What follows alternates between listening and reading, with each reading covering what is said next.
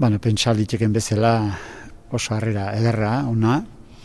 Gainera, behin lana bukatutakoan, lan horien jarraipena egin duen obretako juntak, prestatu zuen alako erakusketa, baina erakuste berezia, Eguberrigunean, Goitiberako oihal bat jarri zuen eskutatzeko, eta Eguberriguneko meza nagusikoan eratsi zuten oihal hori, eta bitartean nondinoakoa izan zen konponketa berri eman nuen, eta alaxe ikusi izan zuen herriak ze eder gelditu dan kuadro bikain hau. Izan ere, 100 urtetik gorakoa zen, bere brilloak eta bere kolore pixka bat galduta zituen, ez?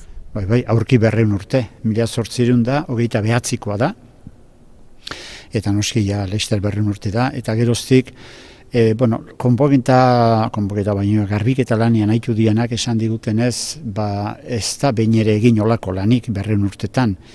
Duela 60 bat urte, mengo batzu diote, alako hautsak entze edo zerbait egin zutela. Baina orain egin den lana, ez noski, geruza asko kendu diote, bai hautsak, bai keak, bai ezetasunak erantzitako geruzak ziren, eta kendu denean azaldu da ze margo eder duen eta ze kuadro egitura ederrekoa den.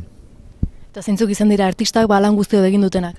Hor enpresa bada, horta zahar berritze lanetara dedikatzen dena, eta irumeako izan dira gehien bata Josune, Ibarburu, bestea Cristina Fernandez, eta bestea Lourdes. Hau gutxixiago, baino hirurak ibili dira lan hortan. Eta zenbat denborako lana izan dute? Nik uste baino laburragoa, 3 bat hilabete, irailean jarri genizkienion aldamioa, irailean erdi aldera, eta esatizu bat abenduan bukatu dute, 3 bat hilabete.